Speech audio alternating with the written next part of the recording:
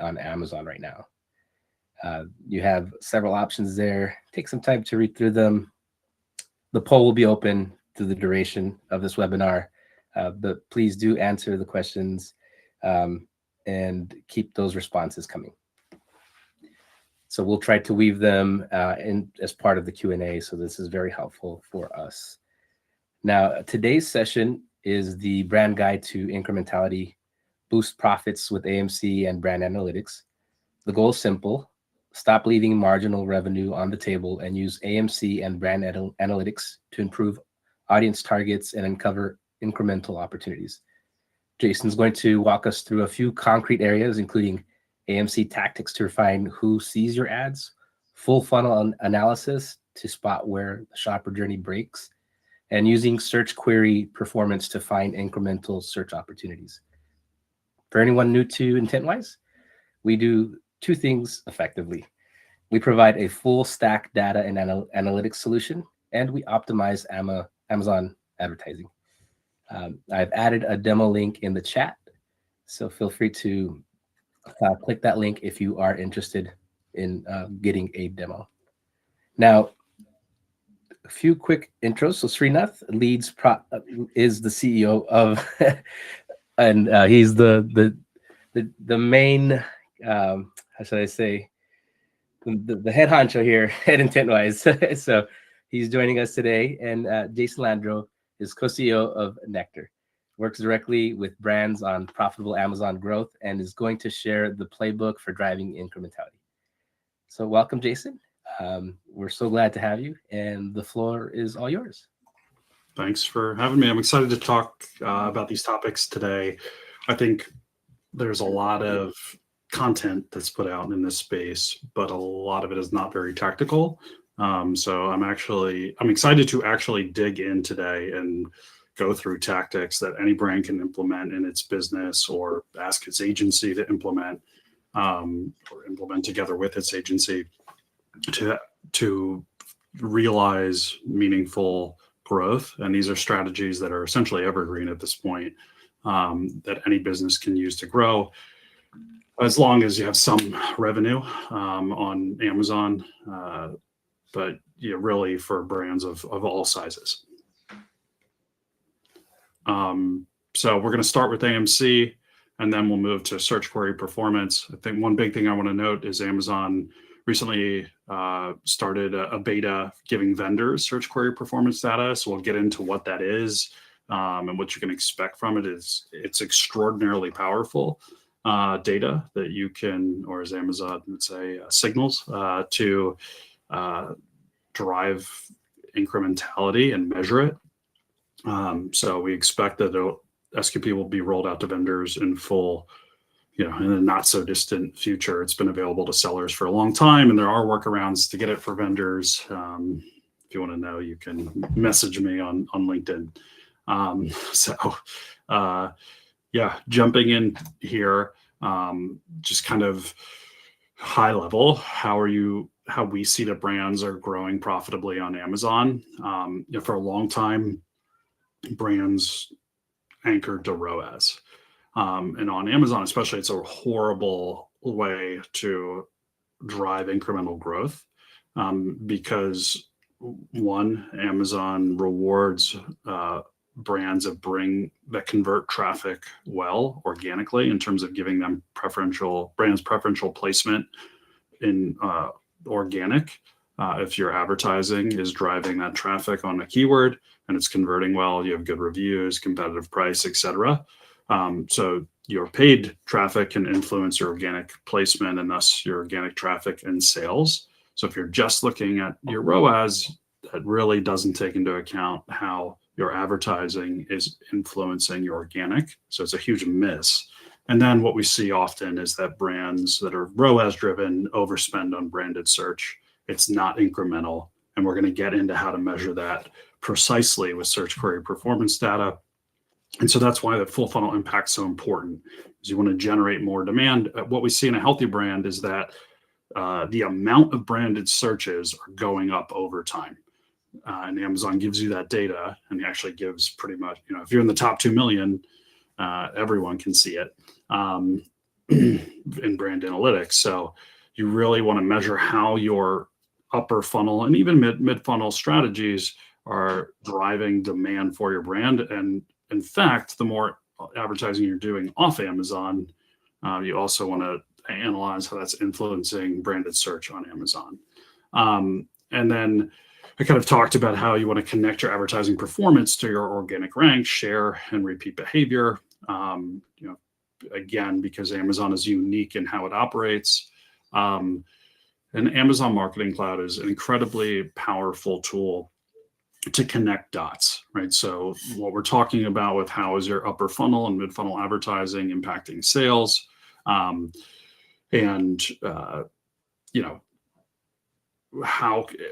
So one, that's kind of the reporting side, but then two, how can you actually build audiences, target new to brand customers, increase your share of voice, right? You can use Amazon Marketing Cloud for all of those things.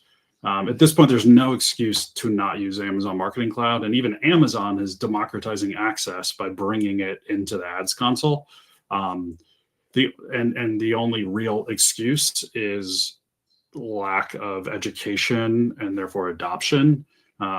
So there's no minimum spend barrier. I mean, you need to be spending some money on advertising to be able to get meaningful insights out of it. But whether you're spending $10,000 a month, $50,000, $1 million, there's something you can get out of AMC that can help optimize your advertising and make it better.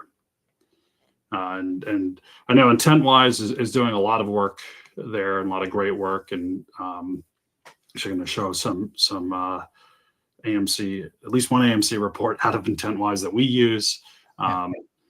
Yeah. So, and if you have questions, make sure to send them. I will try to answer them in line if possible, but also obviously at the end. Kind of moving along, we tried to bucket for streamline how you can use AMC into kind of categories. So one way is measurement of your ad strategy and organic sales. Another way is to identify and create high performing audiences. So think like abandoned cart, people that have added your products to the cart but haven't purchased. You can build audiences of them using AMC and retarget them. Also driving increased new to brand customers and increasing customer lifetime value. So for example, vendors didn't used to get any customer lifetime value data. That is now possible to get through Amazon. And in fact, through the paid data set, you can unlock it for 5 years. This is incredibly powerful for consumable businesses because then you, instead of anchoring to, a one-time customer acquisition cost, you can actually understand the value of a customer over 5 years and then do math to back into what you are willing to pay to go acquire customers. And you can measure your new to brand customer rate, just like you would on, structured D2C business on your own website. So now you can do this on Amazon and measure it. You can break it down at the ASIN level, all using AMC. We've built some of these capabilities in our platform, Intentwise as well. There's a lot of software providers that are now making this data available to you. And if you're a consumable business on 1P, you have to be using this. It's foolish not to. I think some of the most shocking things to me when we started playing with this data and unlocking it for vendors was how high some of the repeat customer rates were.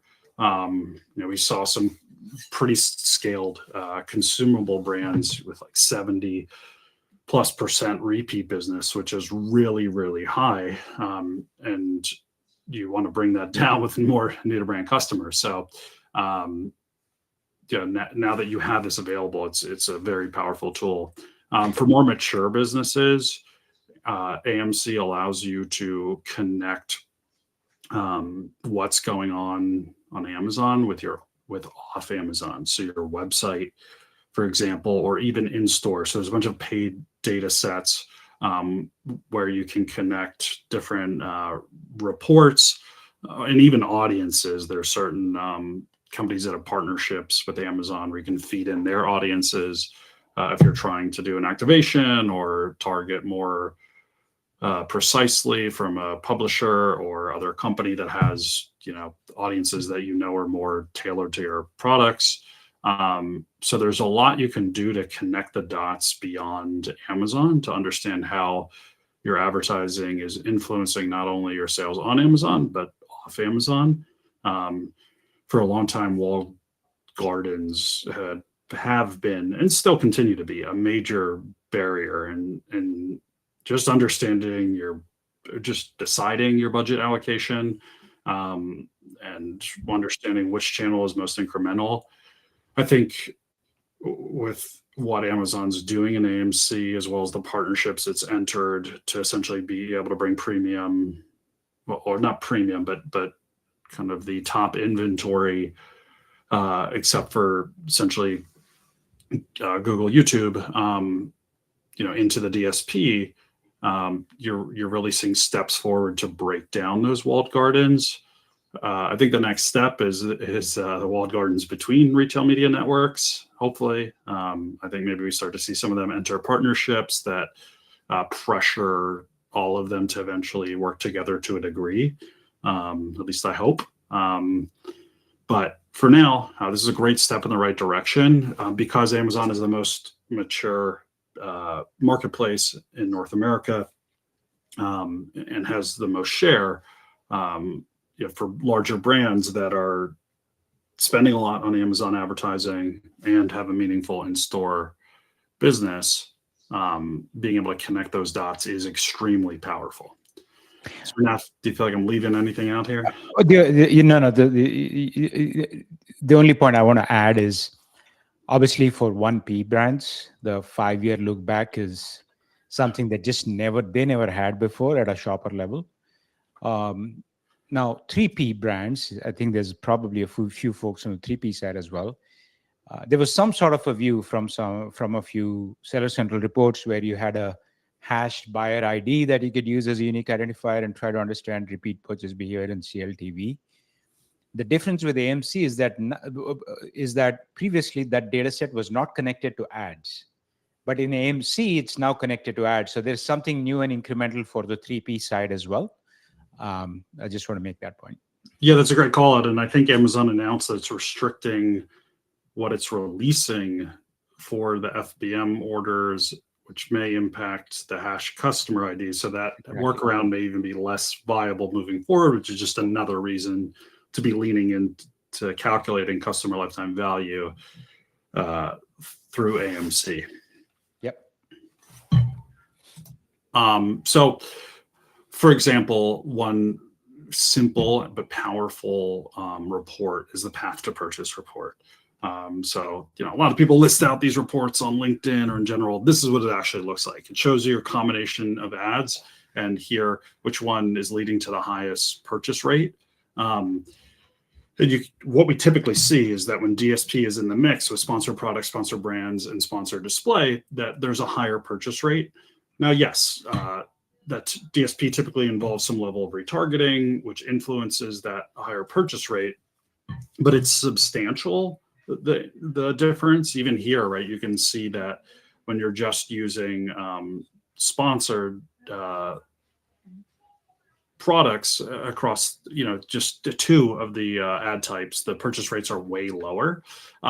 So, that doesn't mean scale your DSP spend to the moon, but it can often be helpful. And this is a higher level view. You can drill down into this more. You can create custom queries if you're doing things that are more nuanced, essentially, and segment this better. But a lot of people historically have said, how do I measure the effectiveness of the top of funnel DSP advertising I'm running?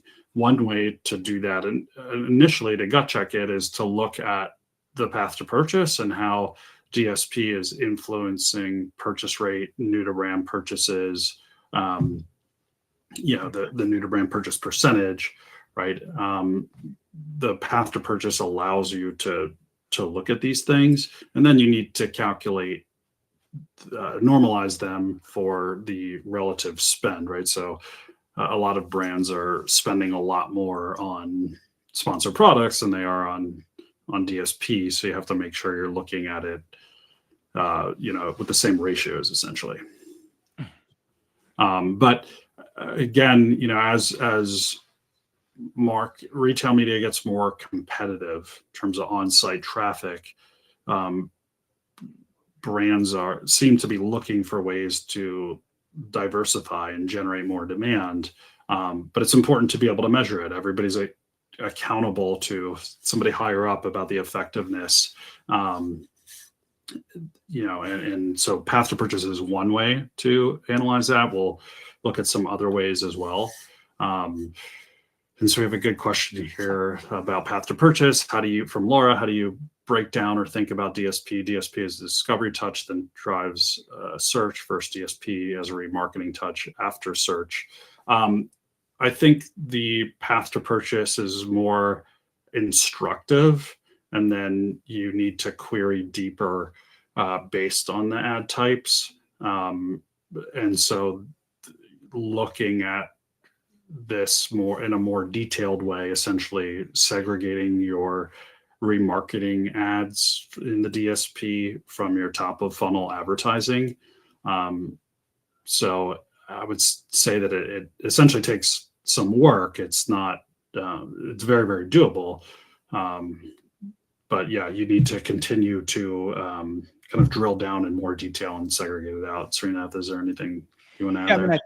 I think perhaps some of the audience members may not be fully in tune with what actually sits inside AMC, and I try to simplify this to basically say, imagine a massive data set, although I shouldn't say data, Amazon would be upset. Set of signals.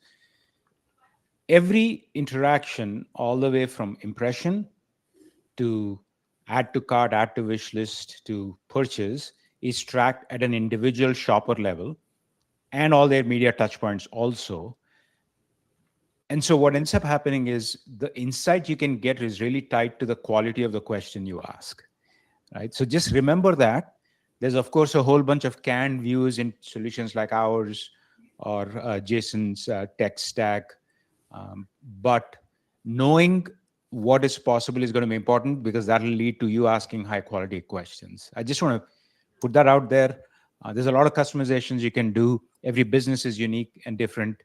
And so just if you keep that in mind, which is every shopper and every interaction is now available to you, there's a lot of things you can start to answer that you couldn't answer before, and create some very highly targeted cohorts of audiences, which will ultimately result in better outcomes on ad spend. Yeah. So, and so for Laura's question, what you would want to do is create a query that essentially asks, what is the difference when they see a DSP ad first versus as remarketing? So, and you would have to craft that query more precisely. But then again, if you're only spending, $10,000 a month on top of funnel advertising DSP, which is not a lot, right? Like the time to do this analysis is not going to reveal anything meaningful, probably, that you can action. So part of it is not doing over analysis where it's not going to give you insights that are going to allow you to make an impact in terms of the optimizations that you would make from those insights. So that's where it's, I would say, how do you balance? You can ask endless questions, I guess, is what I'm getting at. And so how do you balance what you need to take out of AMC or you need to balance what you can take out of AMC with what you can actually action in your business and make an impact. Yeah. So just for the benefit of the audience, Laura had a question, which is, in path to purchase, how do you break down or think about DSP for discovery versus DSP for remarketing? Besides what Jason said, I just want to add that when you think about path to conversion, there's many ways to capture path. So for example, in your naming convention for DSP campaigns, all your remarketing could have a certain naming convention, and discovery could have another naming convention. And you could have a path by the type of campaigns, discovery versus remarketing. You could set that up in a pretty straightforward manner. The key there, which I've noticed that number of advertisers or campaign structures don't necessarily do very well, is getting naming convention right. Because if you don't do that, there's no way to distinguish or bucket DSP campaigns into discovery versus remarketing. The real key is naming convention, because if you have that, you can set up the whatever path it is that you're seeking. Yeah, that's a great point, and I kind of assumed that in my answer. Sorry. So you can the analysis when you're looking at ad types is at the campaign level. That's why it's so important, because you don't really look at the on the sponsor side, you don't really look at ad groups. DSP obviously is a little more straightforward.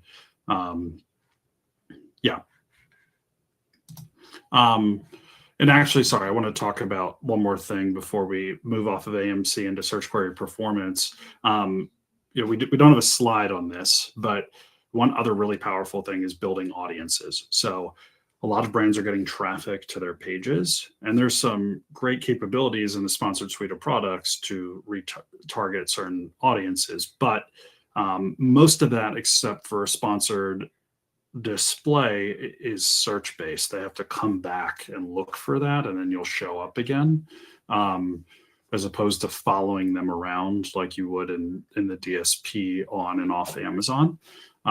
So I threw out one earlier, like abandoned cart, but also you can go after, bid up for new to brand customers that are highly likely to, or that are kind of really in your audience profile, essentially, which you can do in sponsored and DSP. There's all these overlays that you can do and create those high quality audiences out of AMC. So it can really let you get more money, more bang for your buck in terms of how you're spending, to make sure you're going after more engaged shoppers, or more shoppers that are more likely to buy from you.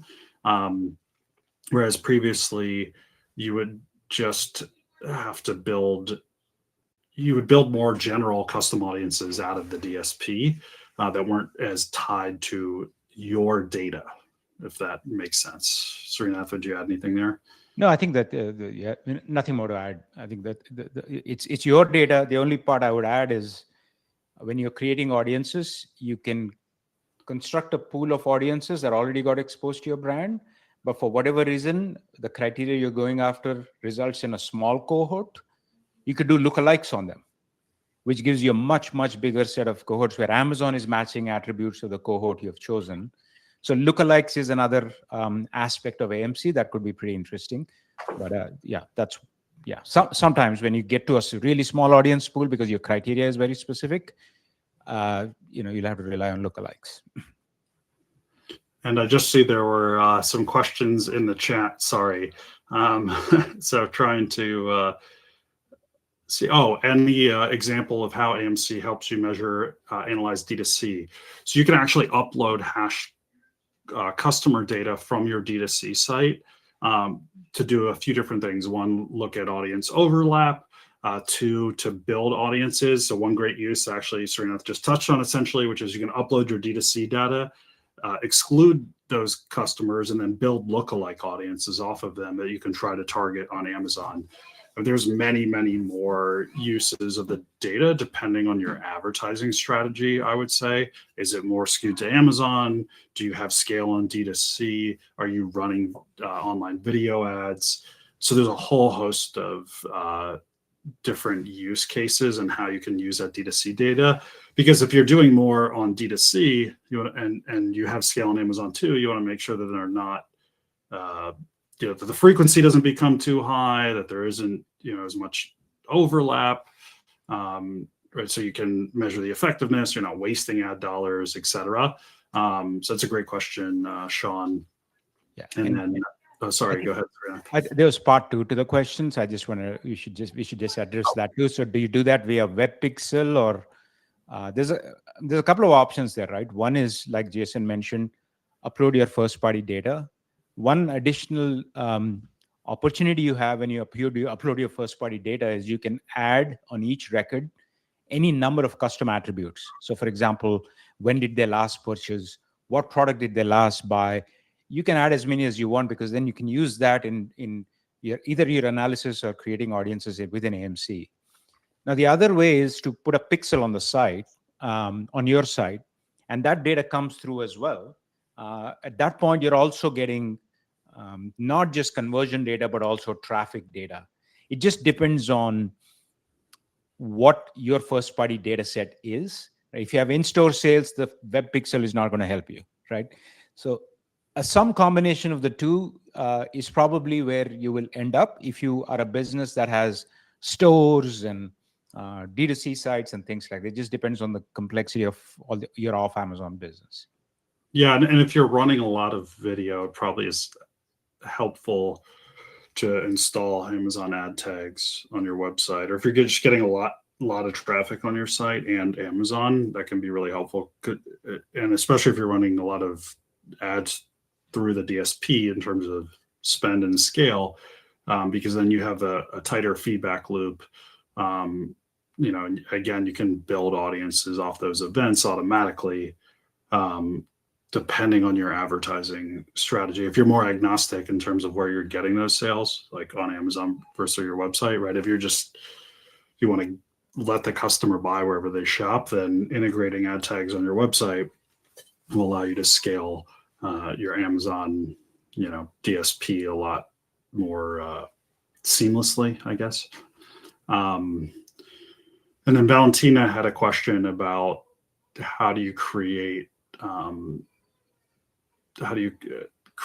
AMC audiences that are going to target customers who that don't only target customers who would have purchased anyway, right? Since DSP and sponsored products typically leads to a higher purchase rate. I think depends whether you're a consumable business versus non-consumable business, because you have subscription customers, right? And you want to minimize. It's a balancing act. You want to minimize your showing ads to the customers who are on a subscription and are past the typical point where they lapse, for example. But I think it's one, using some exclusions in the different audiences that you're building, so that you're not you're opening up the pool. So essentially, you're not just targeting someone who has added a card in the past 3 days, right? Because they're still in that high consideration phase, most likely. So again, opening it up to longer windows and then excluding the recent past, so that you're giving those people an opportunity to buy who are kind of in that recent consideration phase. Most Amazon ads reps will give you some pretty instructive data about your typical purchase windows, like whether customers are purchasing same day, 2 day, a week, more than a week. It can help give you an idea of which direction you need to go with some of those exclusions, if you're just getting started with that. But I would say is playing with some of the exclusions, the way that you're layering the audiences, and not only targeting people that are at the bottom of the funnel with the audiences, because then you're really high risk of cannibalizing people who would have purchased anyway. Yeah. And maybe one additional idea there would be, it's not really retargeting, or it's kind of retargeting, which is if you look at your click-through rates on sponsored ads, even the highest intent keywords, at best it'll be 2%, best case scenario, or right, usually less than that, which means that like 98% of people searching your high intent keyword haven't even engaged with your ad. So that's a cohort or a segment that you can start with as well when you think about DSP. It's not really retargeting. They haven't yet engaged with your PDP or clicked on your ad, but they have a very high purchase intent for whatever it is that you're selling. So that's another cohort that you can layer into your retargeting strategy. We're getting a lot of good questions here, but I also want to make sure we get through the SQP data. So what we'll do is we'll come back to some of these if we have time. Yeah. So search query performance, what is it?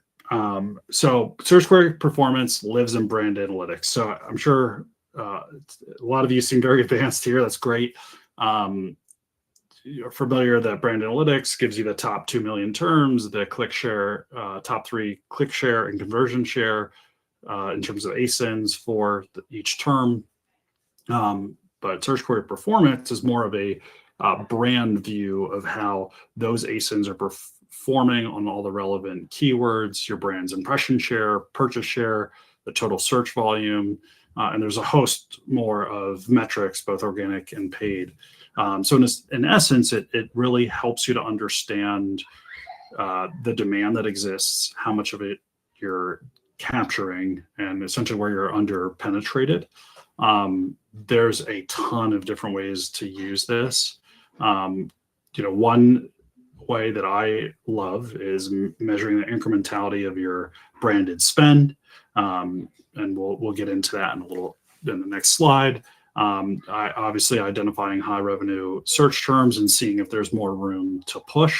Right. So if you have a low percentage of the conversion share, you're spending a low amount of money on ads on that term, there's potentially room for you to take more conversion share, right? Also looking search volume and impression share, right? If there's high search volume and you have low impression share, but you're very relevant for that keyword, maybe you need to get in front of more shoppers.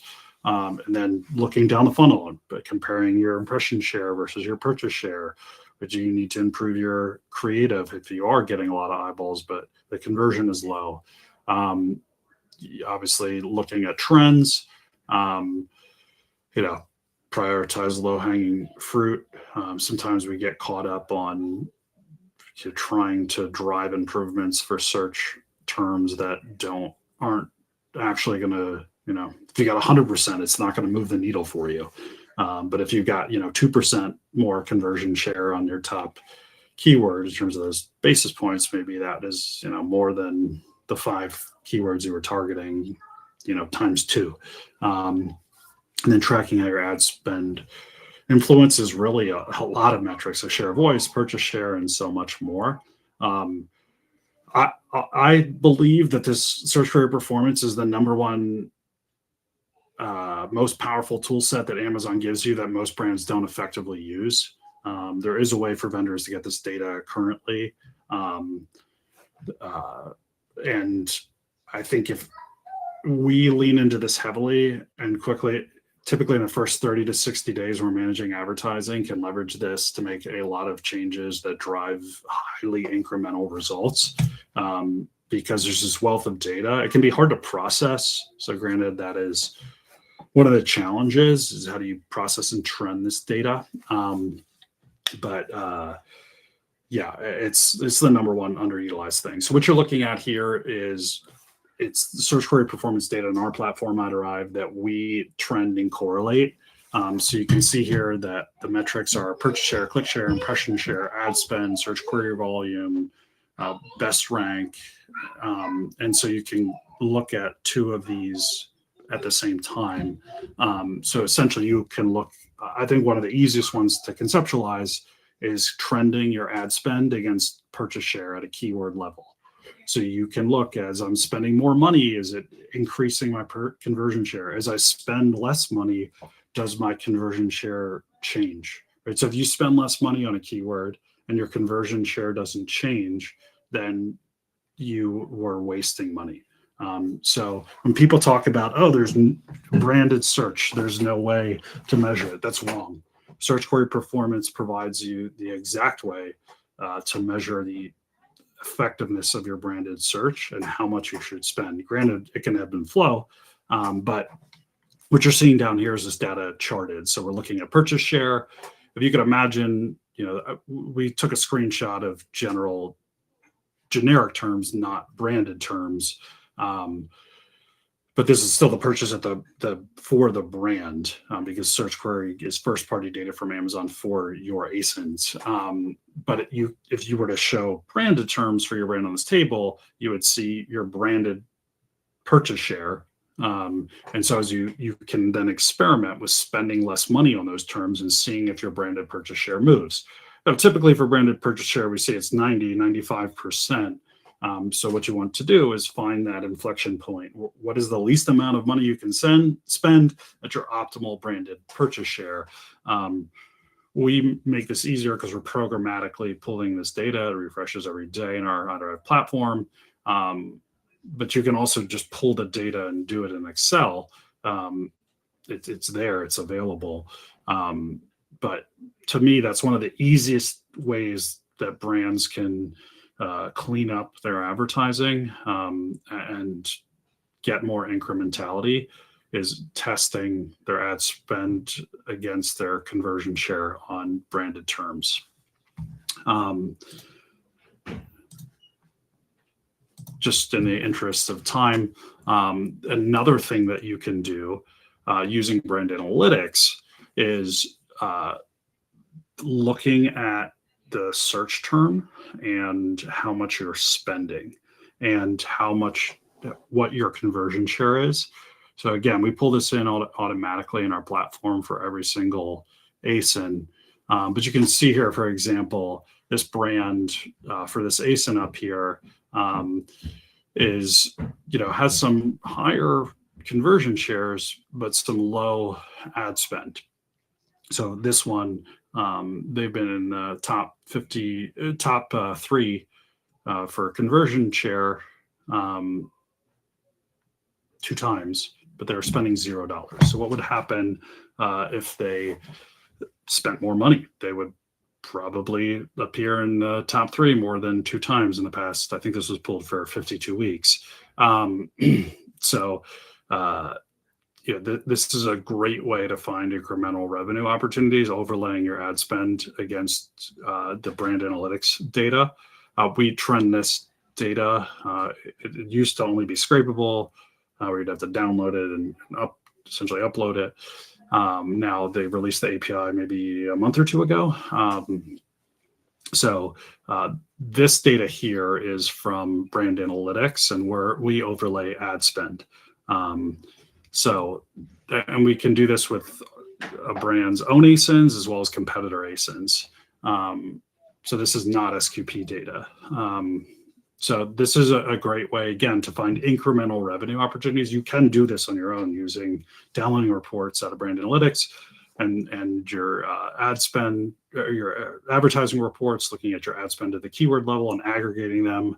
Obviously, that would take some time, but these are tactics that we're using every day to find incremental revenue opportunities.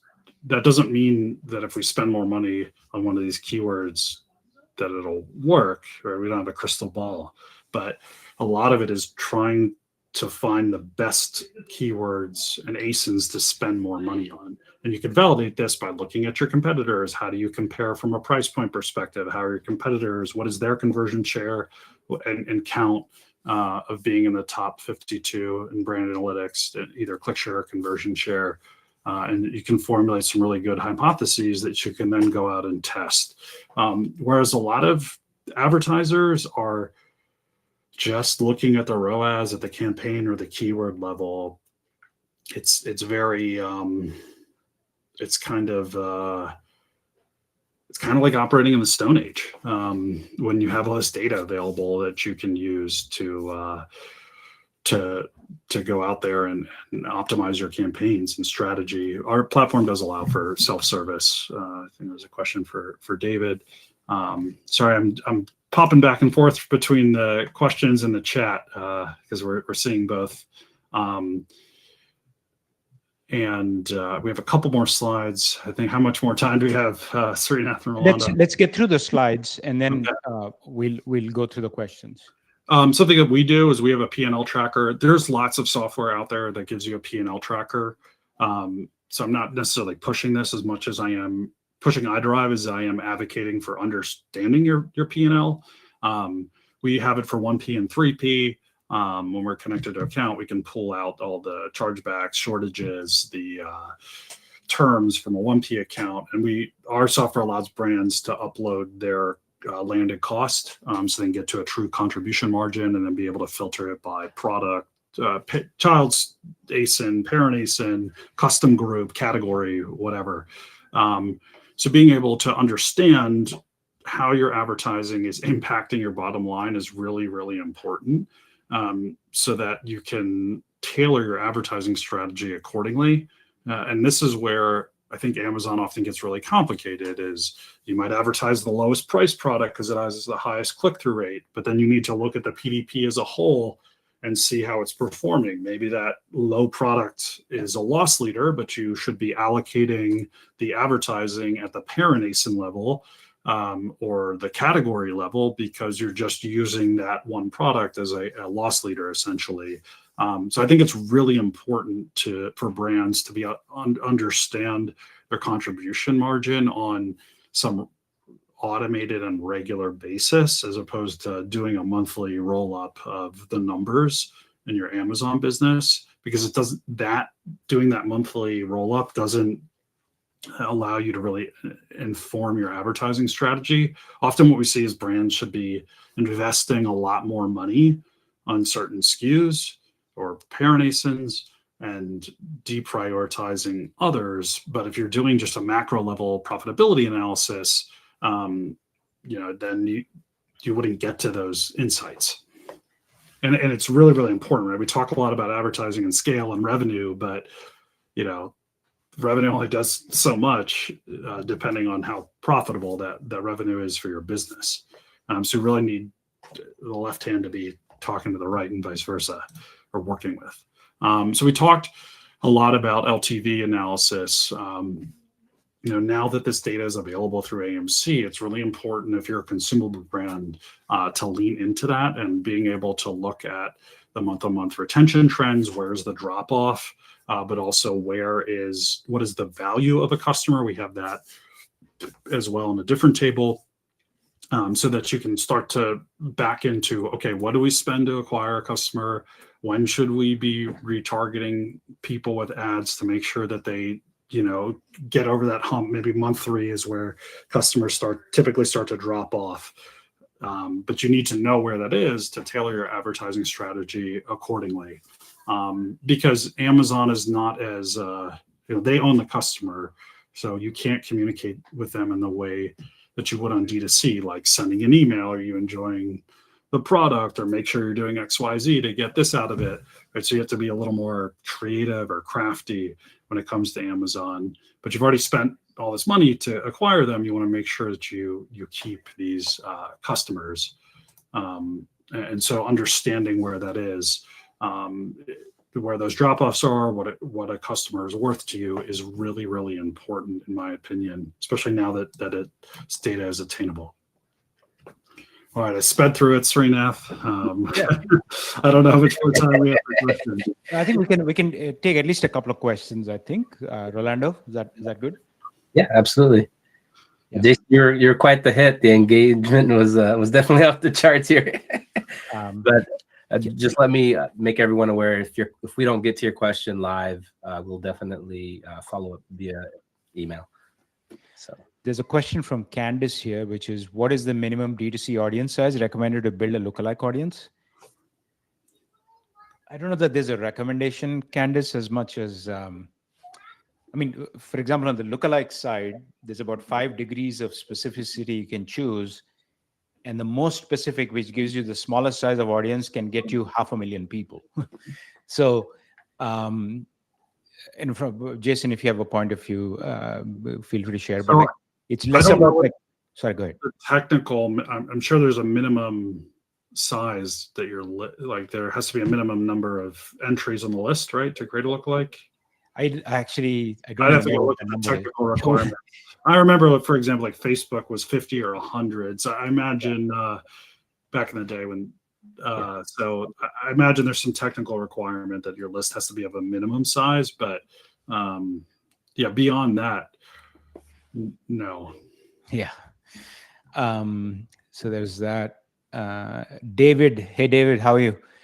David's question, Jason, is how do you tell the organic position of the keyword for the brand? I think he's probably talking about from brand analytics data and stuff. Is that? Yeah. The, I don't. So my understanding, Jason, correct me if I'm. There's no organic position information in the brand analytics data or search query performance data. We're tracking that separately by actually, grabbing search result data at a keyword level on a regular basis. That's how. yes. So scraping is the way that you have to do that, which is an approximation, essentially. Yeah. And then also looking at bestseller rank is another way to do that. So that Amazon doesn't provide that data saying that, you're in organic position 1 or 2. Let's see. Maybe one more question. We don't know when the search query performance report will be rolling out in VC accounts. Amazon didn't really announce the beta. They just started adding it to certain accounts. Because it's already available and has been for years in seller accounts, I don't see this being, one of those betas that they open up and then close down. It would be very, very odd. They do typically take longer to roll out features that are available in Seller Central to Vendor Central. But I have not been given any information on that. Timeline. Just one. Let's take one last question, Jason. There's an interesting question from Daniel Frayne. I'll just read it to you and the audience. Is there a threshold of spend and sales that should be reached before utilizing AMC audiences? And is there best practices for attaching top of funnel, mid funnel, and bottom funnel audiences to certain specific campaigns? I think the first question is kind of like the last one, which is you need some level of spend. Otherwise, you won't have enough money to, get in front of those audiences. What that number is kind of hard to say.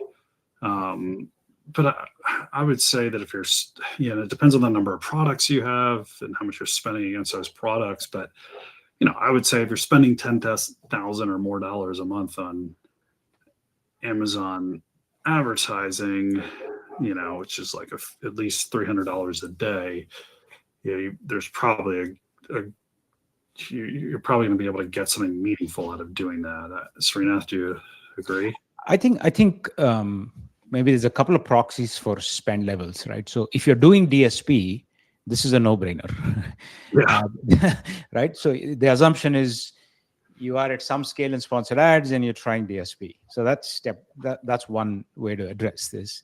The other thing is within sponsored ads, you can still create custom audiences. I mean, if you look at the evolution of sponsored ads, it started off with auto campaigns a long time ago. Then we got keywords.